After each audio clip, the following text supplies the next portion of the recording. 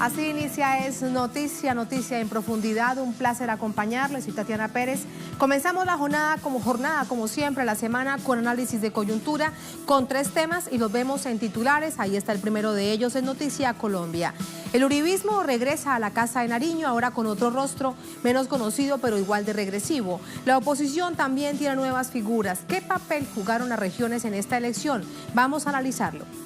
Segundo tema que es noticia en titulares, Argentina. La nación reacciona ante el escándalo que incrimina al partido oficialista Cambiemos por lavado de dinero y usurpación de identidad durante la campaña electoral de 2017. La investigación fue realizada por un medio local. Tenemos detalles, tenemos el análisis.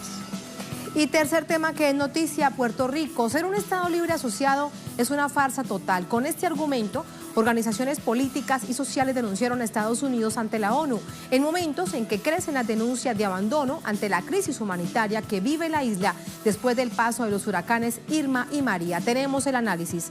Noticia que así comienza. Bienvenidos, bienvenidas.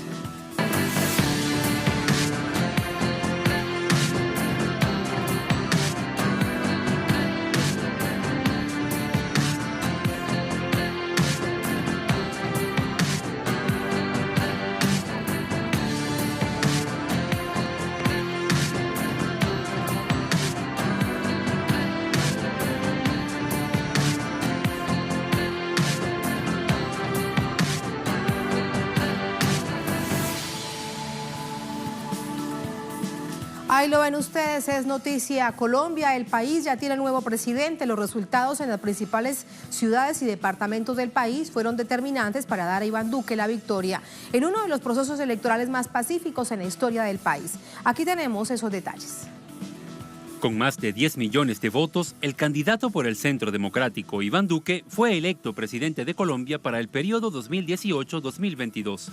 La maquinaria política del nuevo mandatario y las coaliciones que logró su rival, Gustavo Petro, hicieron lo propio en los principales nichos electorales del país para alcanzar la victoria.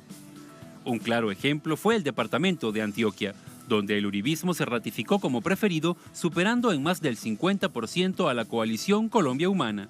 Este fue el tercer departamento con mayor porcentaje a favor de Duque, con el 72.53% de la votación frente a Petro con el 21.97%.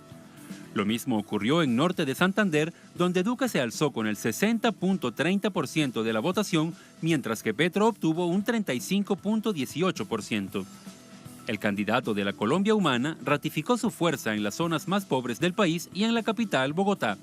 Allí Petro ganó con el 53.35% de los votos, en tanto Duque obtuvo el 40.98%.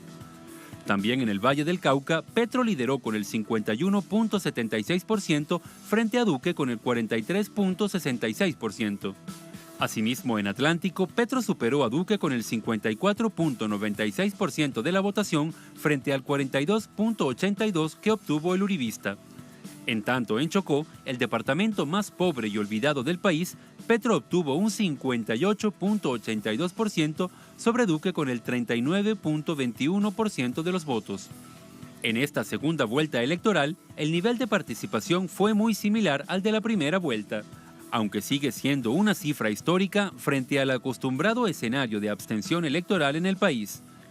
Este domingo votaron 19.511.168 colombianos, de los más de 36 millones convocados a las urnas, lo que representa una participación del 53.02% frente al 53.38% alcanzado en primera vuelta.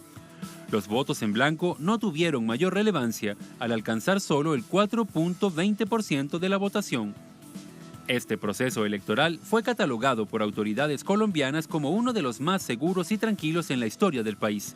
Efectivamente, se da en medio del proceso de implementación del acuerdo de paz con la FARC, que encabeza una nueva faceta como partido político. Asimismo, se dieron en medio de las conversaciones entre el gobierno y el Ejército de Liberación Nacional en busca de un cese al fuego bilateral que se desarrolla en La Habana, Cuba. ¿Y qué ha pasado durante esta jornada? ¿Qué dice el gobierno Santos? ¿Qué dice el gobierno entrante de Iván Duque? Recordamos que el próximo 7 de agosto será la investidura del nuevo jefe de Estado por 4 años. Hablamos de esto con Paola Fernández desde Bogotá. Hola Paola, buenas noches, adelante.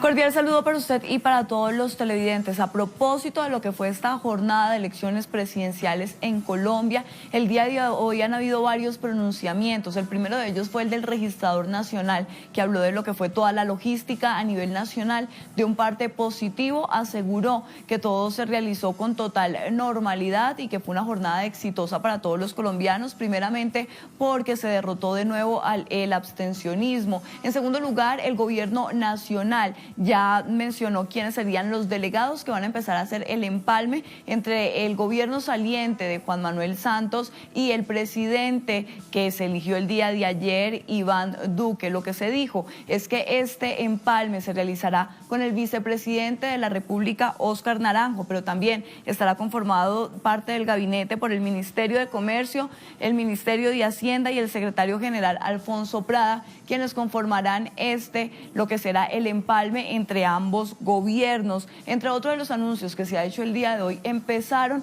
a sonar varios nombres que harán parte del gabinete presidencial de Iván Duque. Entre ellos están Vivian Morales, recordemos que ella fue candidata también a la presidencia y ella sería la nueva ministra de Educación de Colombia. También está Sofía Gaviria, quien encabezaría la unidad de víctimas. Alberto Carrasquilla estaría en el Ministerio de Hacienda y esto ya ha suscitado varias críticas, ya que él ya había mencionado cuando fue jefe de esta cartera que debía hacerse un reajuste al salario mínimo en Colombia y que este debía ser reducido. Además, también estuvo incluido en el listado de los Panama Papers, lo que ya pone en tela de juicio los nombres de los que integrarán el gabinete presidencial de Iván Duque por ser algunos de ellos cuestionados. Pero estos solamente son algunos de los nombres que empiezan a sonar. No se ha hecho un pronunciamiento oficial sobre quiénes conformarán este gabinete. Y por otro lado, están las reacciones de diferentes organizaciones sociales, especialmente de las víctimas en Colombia,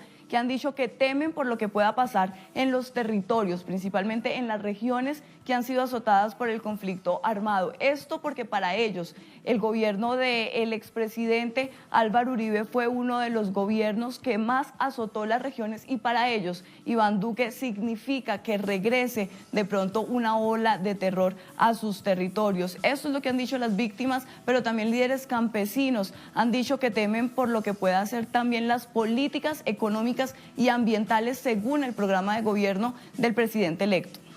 Gracias, Paola. Bueno, ahí está el panorama, las reacciones de esta jornada. De inmediato vamos con el análisis. Para ello nos acompaña Camilo Vargas Betancourt, coordinador del Observatorio Político Electoral de la Misión de Observación Electoral MOE en Colombia. También está con nosotros desde Bogotá. Hola, Camilo, buenas noches. ¿Cómo le va? Hola, Tatiana. Buenas noches y gracias por la invitación. A usted muchas gracias. ¿Cómo finaliza la perspectiva desde la MOE este proceso electoral? Han pasado unas horas. ¿Cuál es el panorama nacional con respecto a la postura que tiene la MOE? No solamente me refiero al asunto de la elección en sí misma, sino los otros hechos de carácter político que ustedes denunciaron a través de investigaciones días atrás, como por ejemplo compra de votos, constreñimiento del electorado, etcétera, etcétera. Bueno, pues en general el balance es muy positivo. Tuvimos unas elecciones muy tranquilas, muy pacíficas. La misión de observación electoral desplegó a 3.414 observadores en Colombia y en los consulados de Colombia en distintas partes del mundo y en general en todos los territorios que observamos, que son más de la mitad de los municipios del país, más los consulados. Fue una votación muy tranquila en la que nos sorprendió el nivel de participación. Esperábamos que al haber ganado los dos candidatos que representaban de alguna forma extremos ideológicos dentro de la gama de candidatos que tuvimos en primera vuelta, pensábamos que tal vez el centro del espectro político se iba a desincentivar de votar en esta elección. Sin embargo, lo que vimos fue dos votaciones muy altas de ambos candidatos, además en una votación estrecha. Si bien Iván Duque le sacó más de 2 millones de votos a Gustavo Petro, en términos porcentuales fue una votación relativamente cerrada y fue una alta participación. Logramos, repetimosle, el 53% de participación, que como ustedes decían parece muy bajo, pero para los estándares de Colombia, que es un país supremamente abstencionista, es una participación muy alta. Así que esa es una buena noticia. En términos de reportes de irregularidades, pues tenemos, digamos, para también los estándares de Colombia, tuvimos un comportamiento bueno. Durante todo el proceso electoral, tanto de primera como de segunda vuelta, tuvimos más de 2.000 reportes de irregularidades de la ciudadanía. La MOE cumple la función de poner canales que van desde internet, números telefónicos o de WhatsApp a disposición de la ciudadanía para que nos reporte, y nos reportaron durante toda la jornada electoral más de 2.000 reportes, de los cuales 433 nos llegaron el día de ayer durante las elecciones. Más que todo sobre compra de votos y levemente sobre intervención de funcionarios en política y sobre publicidad ilegal. Lo cual son niveles relativamente bajos para lo que hemos visto en otras elecciones en Colombia. Digamos que seguimos golpeados por el flagelo de la compra de votos, y tal vez esto nos deja una de las muchas lecciones aprendidas. Parece que alrededor del país, si no es con plata, la ciudadanía no sale a votar. Posiblemente porque en muchas partes del país los puestos de votación están muy alejados de la residencia de la población, porque falta mucha pedagogía electoral. Muchas veces la pedagogía electoral de la registraduría se queda en publicar cosas en la página web, pero creemos que falta más compromiso de los medios de comunicación, incentivando el voto, explicando por qué se vota, para que los políticos tengan que recurrir menos a esa compra de votos. Pero en general es un buen panorama. Y pues digamos, nos llevamos muchas lecciones aprendidas que tienen que ver con cosas que hay que mejorarle al sistema electoral. Hace falta mejorar en seguridad de los resultados, en cerrar las brechas que pueden permitir fraudes electorales. De la primera a la segunda vuelta, el debate giró en torno a si se había hecho un fraude electoral. La misión de observación electoral hizo un estudio minucioso y descubrió que no hubo fraude electoral, pero que sí tenemos un sistema con vulnerabilidades, y tenemos que trabajar en mejorar esas vulnerabilidades, porque tenemos un país polarizado, dividido en visiones distintas de país, lo cual es obviamente positivo para una democracia, pero un país polarizado y participativo en las condiciones de Colombia necesita tener plenas garantías de transparencia y legitimidad, sobre todo de cara a unas elecciones como las de octubre del año entrante, que son elecciones locales. Camilo, allí en te las que pregunto tememos algo. mucho que pueda haber violencia. Claro, las elecciones del 2019 que resultarán muy, muy importantes, alcaldes, concejales, gobernadores, diputados, que marcan el mapa electoral en su totalidad local. Pero déjame preguntarte con respecto al sistema electoral colombiano. Incluso parte de los acuerdos de La Habana firmados entre el gobierno y las FARC para todo el pueblo colombiano planteaban la reforma electoral. En este gobierno pues no se hizo, así quedó. De hecho, lo que se presentó en el Congreso al final se devolvió porque terminaba siendo tan regresivo que el propio gobierno decide sacarlo, quitarlo del debate en Cámara y Senado. El panorama entonces ahora para el próximo gobierno en términos de reforma electoral pues no parece muy seguro. ¿Qué opinas? Pues bueno, es verdad que la última reforma electoral no pasó, y tenemos un grave problema en Colombia, y es que, al igual que nos pasó con la reforma electoral del acuerdo de paz, nos ha pasado con muchas más reformas electorales. Tenemos un problema muy grande, y es que el marco normativo del procedimiento electoral, el código electoral, el que dice cómo se hacen las elecciones, es un decreto ley de 1986, incluso anterior a la Constitución vigente, la Constitución de 1991. Eso nos impone procedimientos que son anacrónicos e innecesariamente complicados, que no brindan plenas garantías. Puede que para una elección presidencial sí, porque es una elección muy sencilla, pocos candidatos, pero para elecciones de Congreso o elecciones locales no brinda todas las garantías de transparencia que quisiéramos. Los congresos de la República sistemáticamente desde hace 30 años se han negado a hacer esa reforma, pero siempre el inicio de nuevos gobiernos, sin importar su posición ideológica, nos ha demostrado que es un buen momento para impulsar reformas importantes. El inicio del gobierno del expresidente Uribe en 2002 permitió una de las reformas electorales más importantes, que fue la del 2003.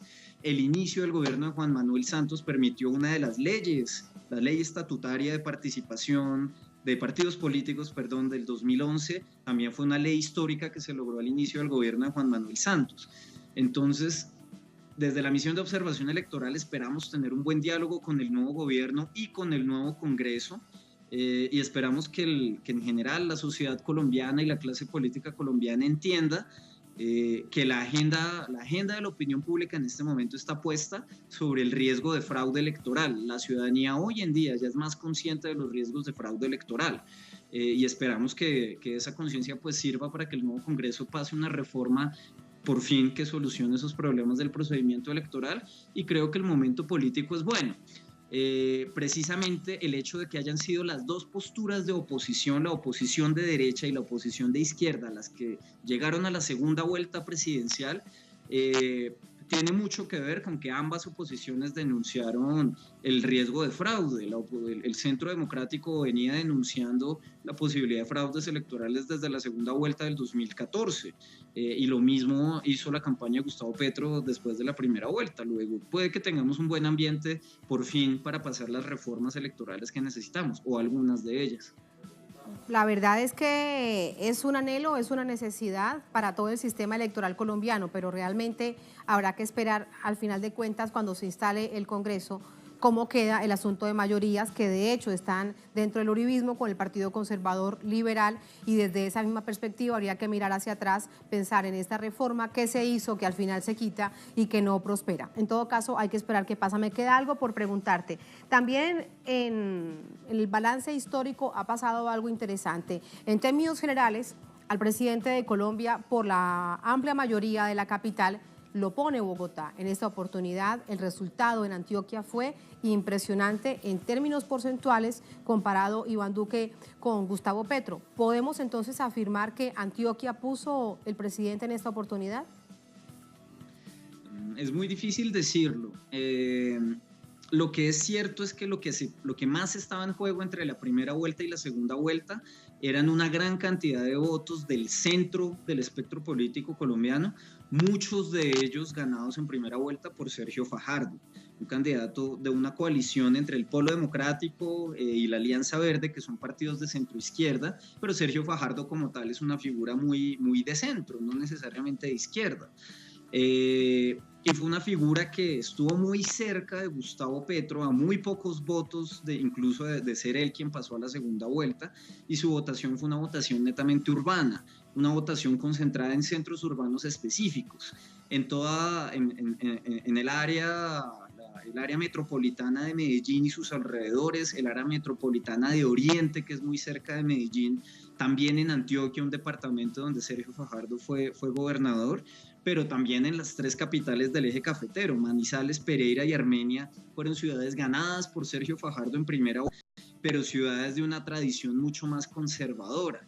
Es decir, era de esperar que todo el eje cafetero y Antioquia giraran más hacia la derecha que hacia la izquierda, más hacia Iván Duque, tras haber perdido a su candidato.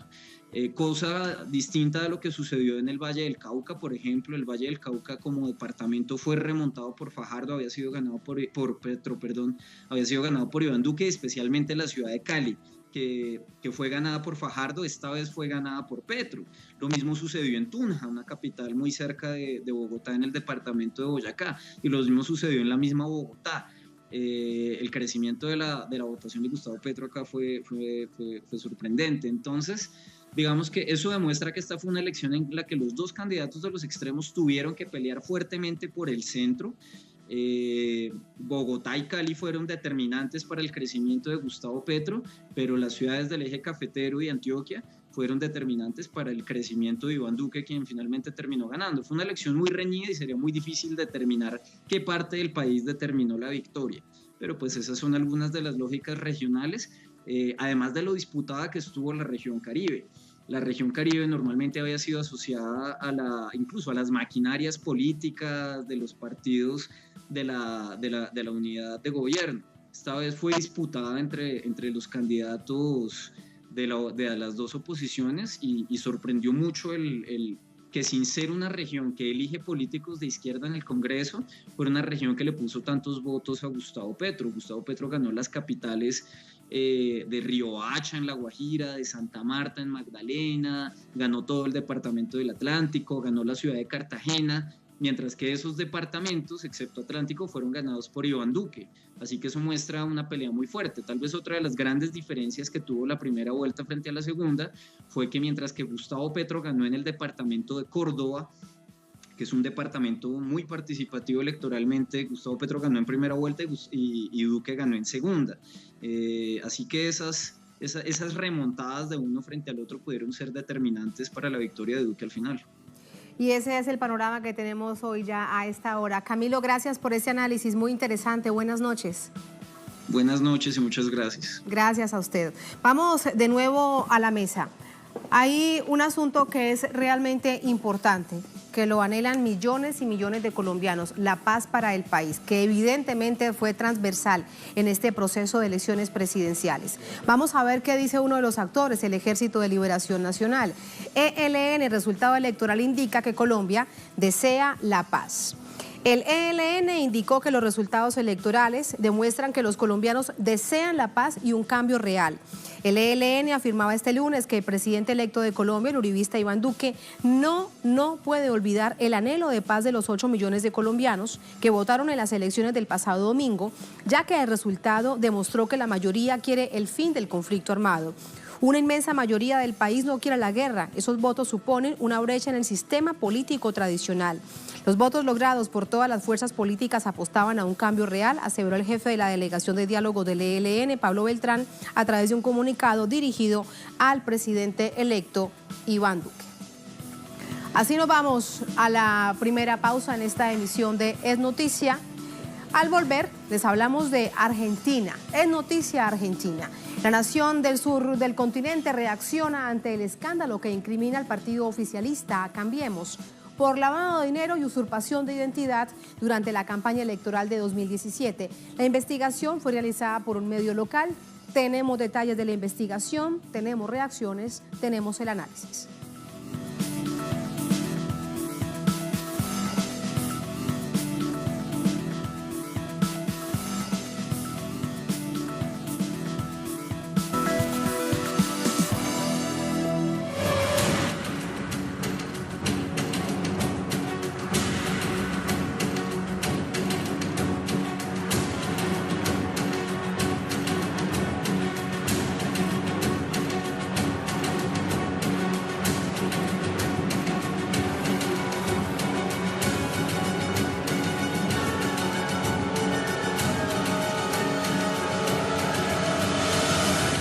Es noticia Argentina, la nación suramericana reacciona ante el escándalo que incrimina a la coalición oficialista Cambiemos por lavado de dinero y usurpación de identidad durante la campaña electoral anterior de 2017.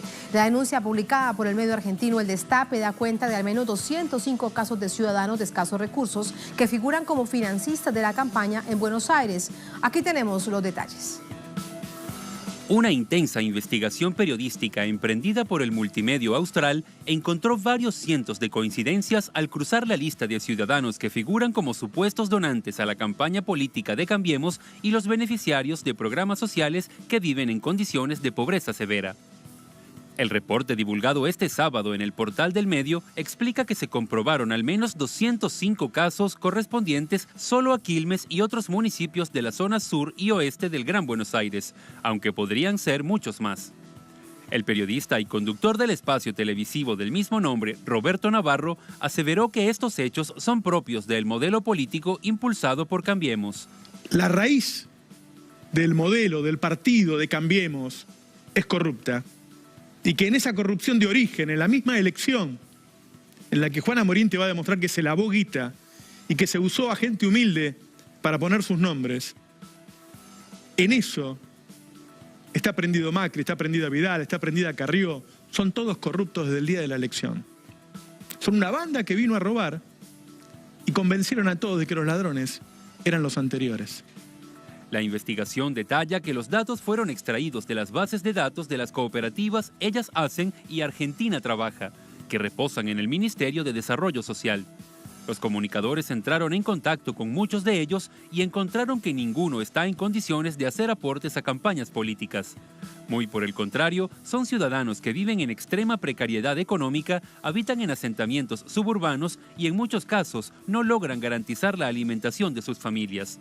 Aún así, todos ellos figuran como financistas de la campaña de Bullrich y Ocaña con aportes que varían entre 300 y 1.500 pesos argentinos, o entre 10 y 50 dólares aproximadamente. Por su parte, la organización política opositora Unidad Ciudadana publicó un comunicado en el que exigen al presidente Mauricio Macri y a la gobernadora María Eugenia Vidal que se presenten ante la justicia para aclarar la denuncia.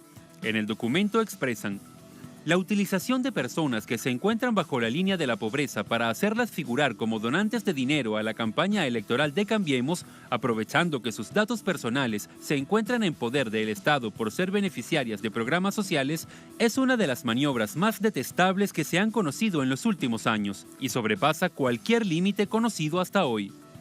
Los comunicadores agregan en su trabajo que la legislación argentina penaliza severamente la usurpación de identidad y el lavado de activos, y que de prosperar la denuncia, la coalición responsable podría perder su sello electoral por un lapso de 10 años. ¿Qué ha dicho el gobierno del presidente Mauricio Macri? ¿Qué ha dicho? ¿Qué no ha dicho? Vamos a preguntarle esto de inmediato a Edgardo Esteban, nuestro corresponsal permanente en Buenos Aires. Edgardo, hola, buenas noches. ¿Alguna reacción por parte del gobierno? Tatiana, siempre es un placer saludarte y saludar a toda la audiencia de Telesur. Por ahora, mutis por el foro. Es grave lo que está pasando en una situación compleja porque este gobierno apenas asumió, habló de la década perdida de alguna forma en todo lo que significaba el gobierno de Cristina Fernández de Kirchner, y ellos hablaban de la transparencia, de lo que significaba la lucha contra la corrupción, de lo que iba a ser distinto en la Argentina y que iban a meter preso a todos aquellos que robaban en la República Argentina, particularmente en lo que tenía que ver con las políticas. Lo cierto es que por arriba, con guantes, con manos o con guantes blancos, están robando en lo que significa esas cuentas offshore. El propio ministro de Finanzas tiene su mayoría de dinero, sus millones de dólares en el exterior, lo que significa la denuncia del Bayato por el propio jefe de seguridad y gente cercana al propio presidente Mauricio Macri, y ahora esta denuncia tocando un sector que está pasando una situación compleja, difícil, aquellos sectores que son del conurbano bonaerense, el sector más pobre de la República Argentina, ahí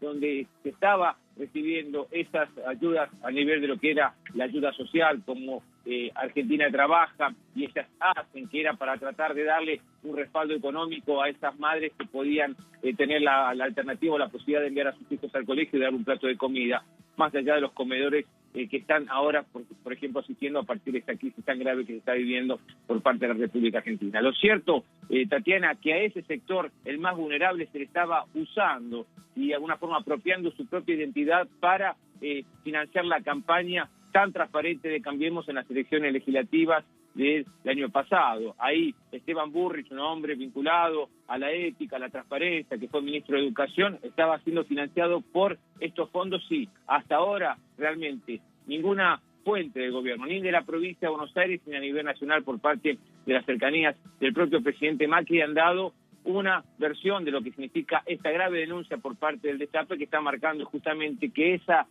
campaña, la transparencia, la ética, que se iban a hacer las cosas cambiando la alternativa de la Argentina, eso es pura palabras, porque la realidad está marcando que es mucho más grave, porque en un contexto social como el que se está viviendo, ahora se conoce esta noticia marcando justamente una situación que va a traer cola, porque como recién escuchamos, las autoridades y Unidad Ciudadana están pidiéndole a la Corte Judicial, es decir, a la Corte Electoral de la provincia de Buenos Aires, que investigue y que dé respuestas concretas con relación a cómo fue el financiamiento de la campaña electoral que tuvo Cambiemos en estas elecciones legislativas del año 2017. Así que esto recién empieza, seguramente que en las próximas horas se va a seguir profundizando en la investigación y en las denuncias de corrupción con relación a este tema tan grave que han realizado los referentes de Cambiemos en la provincia de Buenos Aires, el mayor distrito electoral que tiene la República Argentina. En un día bien complicado para la crisis ministerial del gobierno Macri, caen los mercados al interior del país, caen los mercados en Wall Street. ¿Esto qué se dice, cómo se refleja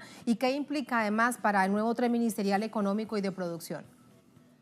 Bueno, hay mucha expectativa porque mañana vence lo que son los bonos LEVAC, que es la gran apuesta que había tenido al comienzo de la gestión de Mauricio Macri, que ahora tienen que refinanciar con los dólares que está teniendo el Banco Central, por eso esos cambios también que ha generado justamente en la cúpula del Banco Central de la República Argentina, como así también en toda la estructura cercana al presidente Mauricio Macri. Se han ido ministros de mucha confianza del propio jefe de Estado. Lo cierto, lo real es que también se está hablando y se está especulando con que el próximo día, miércoles, aquí feriado en la República Argentina, van a llegar los primeros fondos del Fondo Monetario Internacional, tratando de aliviar y tratando de darle alguna alternativa. Hoy hubo como un pequeño respiro, aunque el dólar sigue subiendo de forma alarmante, también bajó notablemente lo que es la bolsa aquí en la capital de la República Argentina, y de esa perspectiva realmente los que son o están expectantes con relación a los resultados de estas nuevas medidas económicas, más allá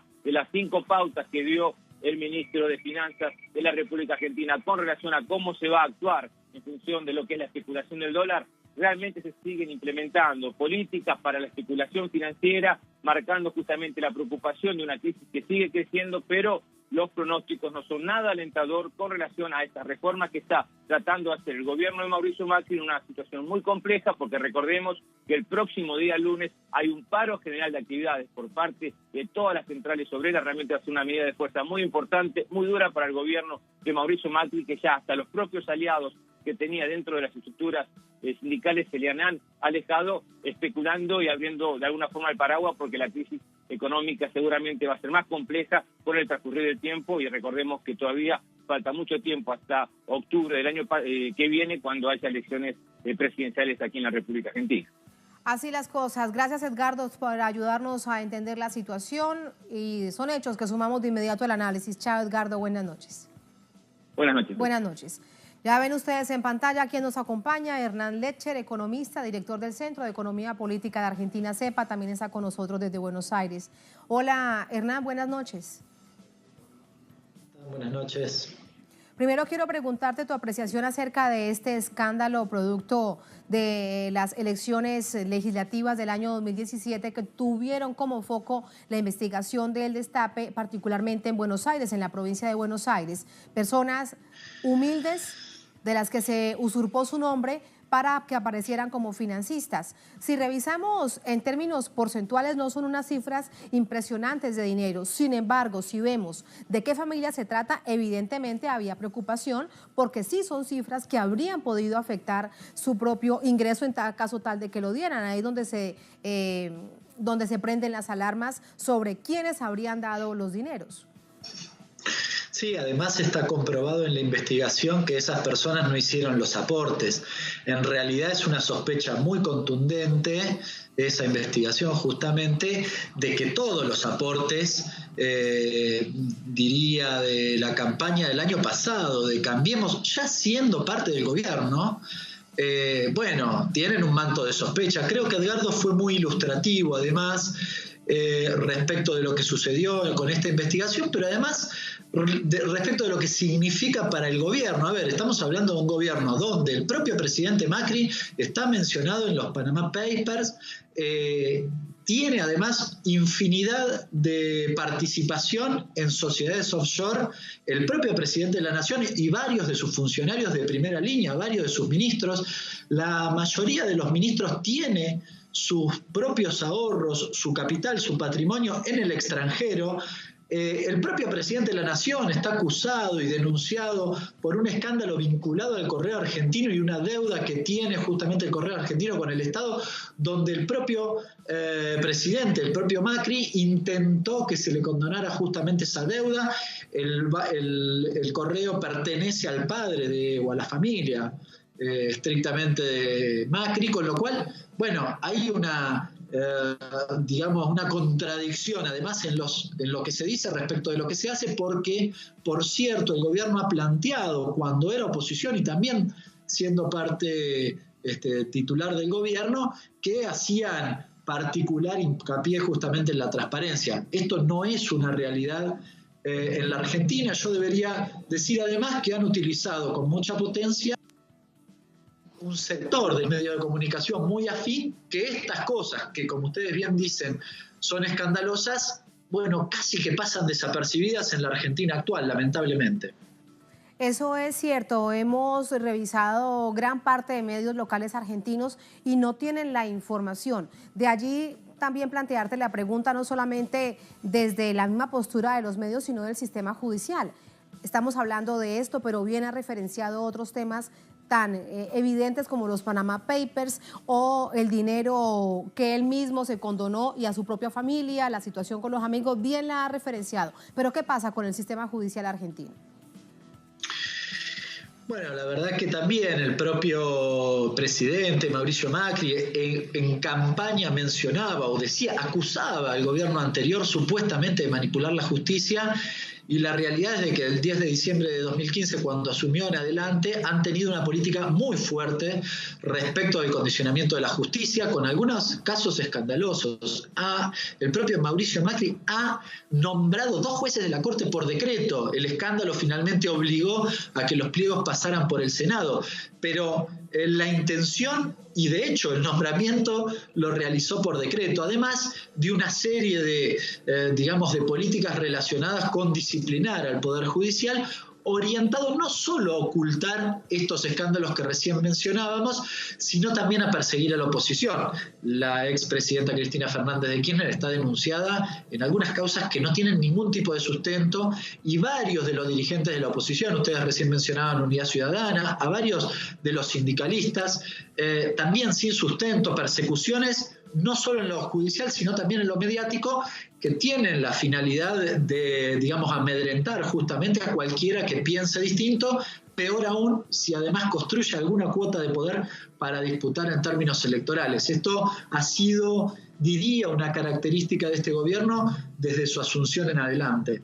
Y otra característica que bien la hemos visto incluso en la entrevista que daba temprano a un medio local el presidente Macri es con respecto al dinero que se recibirá, el primer aporte, el primer desembolso del Fondo Monetario Internacional, que el ajuste aún le falta y que entiende que el pueblo va a sufrir, pero que es necesario para el país. ¿Cómo tratar de entender esto desde la propia ciudadanía, desde el propio pueblo? ¿Cómo así que el pueblo sufre, pero hay que hacerlo y me endeudo 100 años?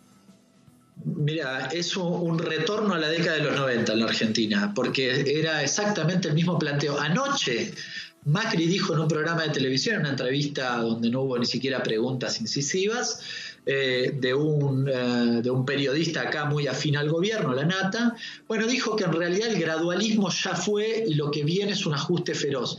A ver, ¿a qué se refiere con gradualismo? Supuestamente en los últimos 2 años en la Argentina el gobierno aplicó un ajuste gradual, es decir, da la impresión que los argentinos no lo habríamos sentido, ¿no? Esto no tiene nada que ver con la realidad. Ustedes saben, y lo han hecho en infinidad de informes, el efecto, por ejemplo, de las tarifas, el aumento de los precios en general de los productos de la canasta básica, la nafta, el transporte, etcétera, etcétera. Sin embargo, para el gobierno esto ha sido gradual. Y lo que viene es mucho peor, con lo cual esto hace presumir que para el conjunto de los trabajadores argentinos, diría, para el conjunto de los argentinos en definitiva, lo que viene es muy negativo. El gobierno se ha comprometido en un memorándum que se conoció en la semana pasada con el Fondo Monetario Internacional a un recorte, a un ajuste del déficit fiscal que va desde el actual 3,2 al 2,7 este año, 60.000 millones de pesos, y además al 1,3 en el año 2019 y a 0 en el 2020. Esto implica, entre otras cosas, recortes en masa salarial del orden de los 80.000 millones de pesos, además de despidos, naturalmente, no renovación de contratos, salarios por debajo de la inflación. A ver, para ilustrar un poquito de qué se trata esto, en la Argentina, ayer el propio Macri dijo que la inflación va a estar en el orden del 30%.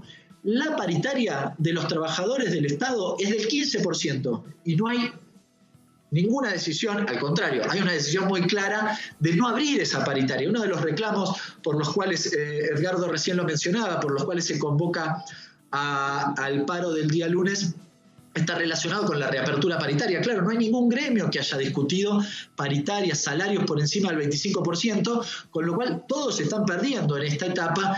El gobierno en principio había dicho, bueno, en el segundo semestre vamos a abrir tal vez la discusión nuevamente. Ahora, lo que da la impresión es que esa discusión, y lo ha referenciado el gobierno hace unos días atrás cuando dijo que iba a convalidar aumentos salariales por encima del 15% hasta 5%, o sea, de máxima 20%, bueno, ninguno de esos gremios finalmente va a lograr empardar a la inflación, estar cerca de la inflación. Imagínate lo que va a ser en términos de ingresos la Argentina en el transcurso del 2018. Esta es la realidad que nos toca, por eso el aumento de la conflictividad, por eso una CGT que no tiene mucha vocación de convocar al paro, no tiene otra opción que convocar al paro, porque la realidad es que los argentinos la están pasando... Claro, por eso más y más movilizaciones como la del próximo lunes, que convoca en un hecho realmente inédito a centrales obreras con visiones políticas distintas, pero que se unen ante esta situación. Ahora déjame preguntarte algo importante para despedirte, Hernán. Vemos una más fuerte mano dura, más ajustes con respecto a las figuras que entran ahora al gobierno, para tratar de entender a qué se debió este cambio que se ha reflejado en los mercados internos y a nivel internacional. En realidad son cambios cosméticos, no tienen trascendencia de fondo, porque nosotros lo que estamos viviendo en la Argentina es un problema que está relacionado con el modelo. El gobierno está empecinado en plantear que el diagnóstico conflictivo en la actualidad es el déficit fiscal, cuando en realidad el problema que tenemos es un problema histórico en la Argentina de escasez de divisas.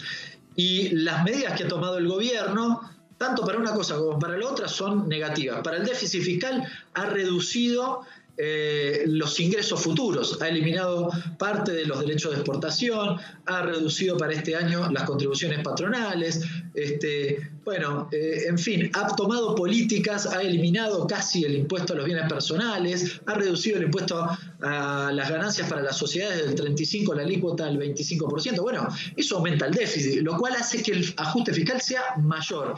Y en lo que tiene que ver con las divisas, el gobierno ha liberalizado absolutamente todo. Acá puede entrar un capital hoy, hace un negocio y mañana se va sin ningún problema. Aquellos que tienen que ver con los agronegocios liquidan cuando se les da la gana. Bueno, el gobierno empieza a revisar parte de esto, empieza a hacer política parecida a la del gobierno anterior, porque la realidad es que desde hace un mes para acá no han solo podido lograr domar el dólar, sino que al contrario, las dificultades son públicas y notorias, y el escenario es muy complicado para lo que viene para el conjunto de los argentinos, sobre todo en materia inflacionaria. Qué complicado panorama. Con esa frase te despido, porque es parte de la síntesis que nos ofreces después de esta reflexión. Hernán, gracias, un placer y buenas noches. Un abrazo y buenas noches para todos. Muy buenas noches. A manera de síntesis tenemos parte de la información ya referenciada, analizada por Hernán Lecher desde Buenos Aires, aquí en la mesa. Cae el mercado argentino ante el cambio ministerial. La Bolsa de Buenos Aires en Argentina abrió este lunes con la caída de las acciones de compañías energéticas y bancos, que perdieron ante un 12% tras la designación del nuevo ministro de Energía, Javier Iguacel, según informó un diario financiero local. En promedio, el índice de Merval se hundió 6,55%. Se prevé que el nombramiento de Iguacel implique un aumento gradual de las tarifas, en contraposición a su antecesor, Juan José Aranguren, quien había impulsado una alza constante en los costos de la electricidad y los combustibles. Sea como sea, retomando parte de lo que decía nuestro invitado, Hernán Lecher desde Buenos Aires, lo cierto es que los ajustes van a continuar. Se aplique una u otra fórmula, esa es la política macrista de Cambiemos. Ese es el cambio de la Argentina en este momento. Así nos vamos a la segunda pausa en esta emisión de Es Noticia. Al volver, Es Noticia Puerto Rico. Ser un Estado libre asociado es una farsa total. Con este argumento, organizaciones políticas denunciaron a Estados Unidos ante la ONU, ante el Comité de Descolonización. En momentos en que crecen las denuncias de abandono por parte de Estados Unidos, el país colonizador, ante la crisis humanitaria que vive la isla después del paso de los huracanes Irma y María. Tenemos información, tenemos el análisis al volver.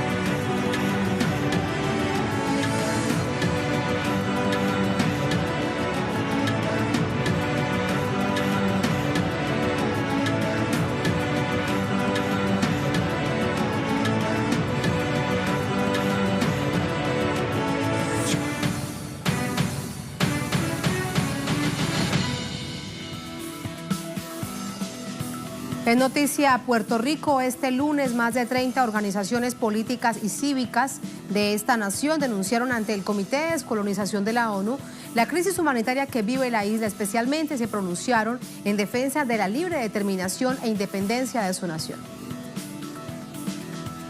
Una vez más, el Comité de Descolonización de las Naciones Unidas debate una resolución sobre el derecho de Puerto Rico a la libre determinación. Durante la sesión de este lunes, el líder independentista Óscar López Rivera denunció el impacto de la presencia colonial de Estados Unidos en la isla y resaltó que muchos puertorriqueños, obligados por las circunstancias, optan por emigrar, por lo que su pueblo necesita hoy más que nunca el apoyo mundial. De que haya más de 5 millones de puertorriqueños en la diáspora fuera de Puerto Rico y tan solo 3 millones que viven en Puerto Rico ilustra cuán acelerado e intenso ha sido la despoblación de Puerto Rico en los últimos 3 decenios. El proyecto de resolución presentado por Cuba reafirma el derecho de Puerto Rico a la libre determinación e independencia de Estados Unidos. También resalta la preocupación por la medida del Congreso norteamericano de imponer una junta de supervisión financiera para ejercer plenos poderes sobre los funcionarios ejecutivos y legislativos en asuntos fiscales, económicos y presupuestarios, medida que transgrede la Constitución y leyes puertorriqueñas. Uno de los temas que dominó el debate fueron los efectos devastadores de los huracanes Irma y María, que a un año de su paso la isla no ha logrado superar. Hasta la fecha continúan los graves problemas en servicios de agua corriente y electricidad, sobre todo en las zonas rurales. Puerto Rico lleva más de 100 años bajo el coloniaje de Estados Unidos, con una deuda externa de $70.000 millones. Desde 1953, Puerto Rico es un estado libre asociado como una fórmula descolonizadora promovida por Estados Unidos. Para los movimientos independentistas del país, este estatus es una farsa.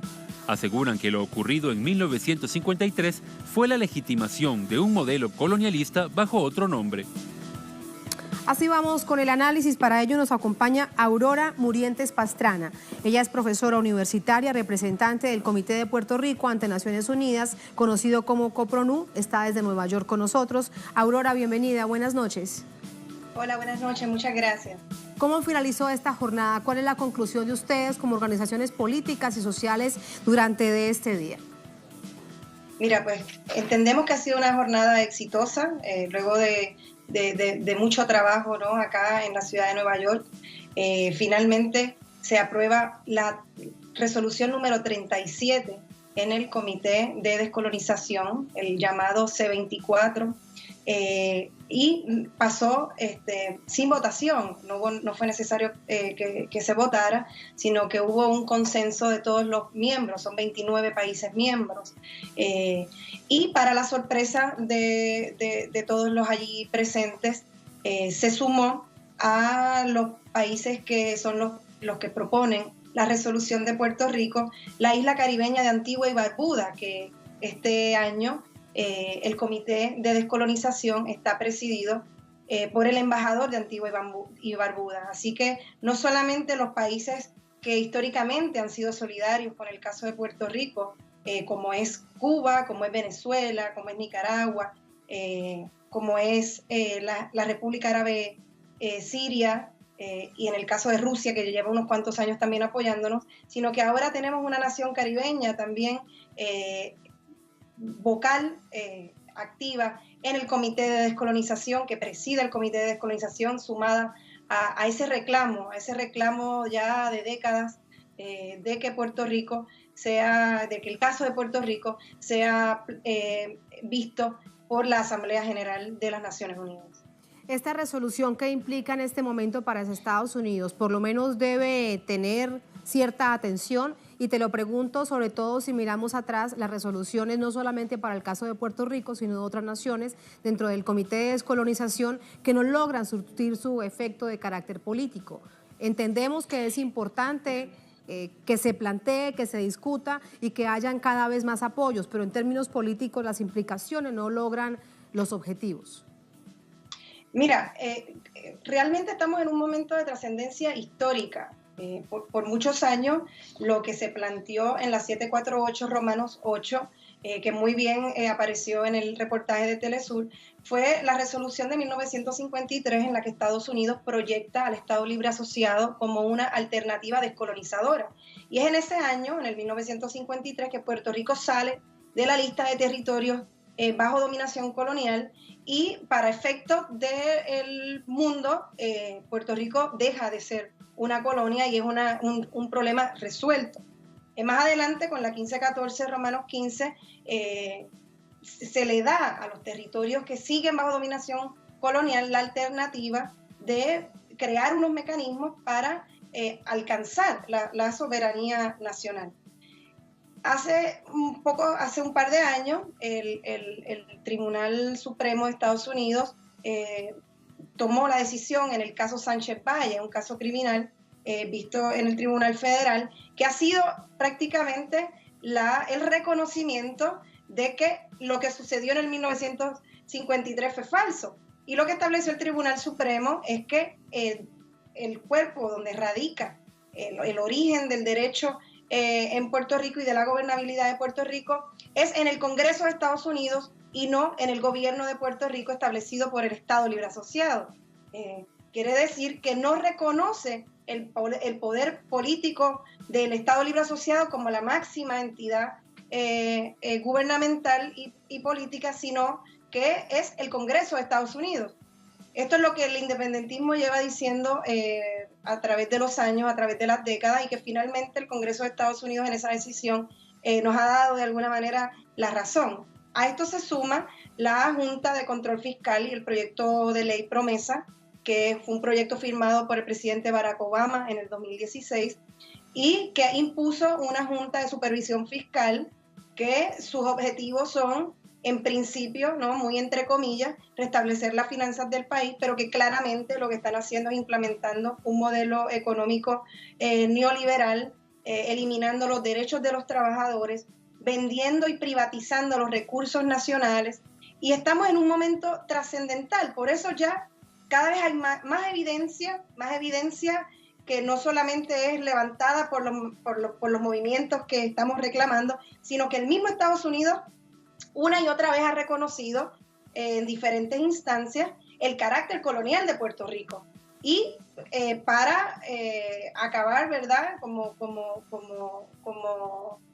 punta de lanza de todo esto, vemos lo que sucedió con la respuesta tanto del gobierno colonial del Estado Libre Asociado como del gobierno federal encabezado por Donald Trump de los huracanes Irma y María. La respuesta hacia Puerto Rico fue una evidentemente colonialista, donde Puerto Rico no tenía ningún tipo de importancia.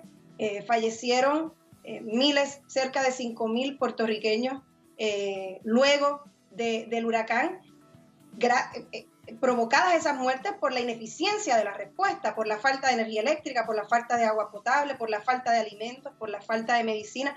Ese trato de menosprecio hacia Puerto Rico fue una evidencia contundente del trato colonial. Fíjate que bien recuerdas este hecho, en imágenes lo teníamos, la visita unos 10, 12 días después. Recordamos que eso era parte también de la denuncia en ese momento, como el presidente de los Estados Unidos llegaba hasta Puerto Rico lanzando papel higiénico con una imagen que le dio la vuelta al mundo, que era tan denigrante realmente y tan dolorosa en términos de ese trato para el propio pueblo puertorriqueño. Ahí la tenemos de nuevo, eso es importante recordarlo porque es una imagen que evidencia lo que significa Estados Unidos para Puerto Rico. Pero allí déjame preguntarte algo más. En este momento, ¿cuál es la coyuntura en términos de crisis humanitaria? Nos decías, no hay servicio aún de energía eléctrica en varias partes, también hay problemas de agua potable en varias partes del país. ¿Cuál es la situación en este momento?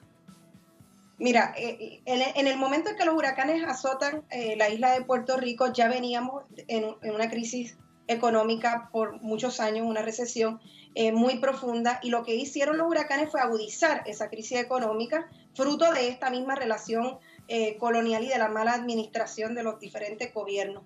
En este momento hay un número significativo de familias, miles de familias, sobre todo en la zona central de Puerto Rico, lo que es la cordillera central, y en la zona este, que fue por donde el huracán María entró a territorio puertorriqueño, que todavía al día de hoy, 9 meses después del huracán María, no tienen energía eléctrica y hay muchos sectores todavía sin agua. Lo que ha ocurrido, esto se suma a las medidas, ¿no?, de la Junta de Control Fiscal y a todo el empobrecimiento de la población. Las muertes que se han hablado en estos días por un estudio realizado por la Universidad de Harvard, solamente recogen los fallecidos entre septiembre y diciembre, el 31 de diciembre. A partir de enero no se ha hecho esa contabilidad, o sea que es posible que esa cifra sea de muchos más puertorriqueños que tristemente fallecieron por la falta de atenciones. Y pues lamentablemente la infraestructura del país ha quedado mutilada. Y pues la respuesta del gobierno y de la Junta de Control Fiscal, en vez de priorizar, ¿no?, en las necesidades fundamentales de la población puertorriqueña, ha sido agudizar aún más esta crisis, cerrando desmedidamente escuelas públicas. Se anunció recientemente el cierre de 200 escuelas públicas, recortando fondos para los servicios médicos, recortando fondos para educación, recortando pensiones. Quiere decir que el embate del huracán duró unas 12 horas y luego hemos seguido recibiendo otros embates que son de carácter político y de carácter social. Y precisamente ese es uno de los reclamos que estamos haciendo en las Naciones Unidas, por eso la urgencia de que la comunidad internacional se exprese con relación al caso de Puerto Rico, y nosotros estamos sumamente agradecidos, en particular con el pueblo de Cuba y con el pueblo de Venezuela, por un respaldo incondicional que han tenido con la independencia de Puerto Rico, y hoy lo demostraron allí en el Comité de Descolonización. Gracias, Aurora, por ayudarnos a entender lo que significó esta jornada y, por supuesto, en el marco de una coyuntura tan compleja para el pueblo puertorriqueño. Gracias. Muchísimas gracias. Antes de... Buenas noches. Dime. Sí, no, que quería decir que uno de los aspectos más importantes para nosotros en el contexto latinoamericano fue la ayuda ofrecida por el presidente Maduro durante los días posteriores al huracán, y uno de los reflejos, ¿no?, de lo que es la situación colonial fue el rechazo de parte del gobernador de Puerto Rico y de parte de Donald Trump de la ayuda dada por Venezuela y enviada también por Cuba a los médicos cubanos. Así que no era tan importante nuestra gente, era más importante quedar bien con Estados Unidos, y en ese sentido se rechazó esa ayuda que para miles de puertorriqueños hubiera sido fundamental para salvar sus vidas. Los Así que buques muchas que gracias. no dejaron ingresar el gobierno de los Estados Unidos. Gracias, Aurora. No dejó ingresar. No dejaron ingresar. Luego, muy amable. Hasta luego, buenas noches. Buenas noches también a ustedes, así ponemos punto final a esta emisión de Noticias. Gracias como siempre por acompañarnos, cerramos nuestra pantalla tradicional y nos quedamos en redes sociales @NoticiaTelesur, @TatianaTelesur. Durante esta jornada otro hecho fue noticia, con eso los dejamos. Hasta mañana.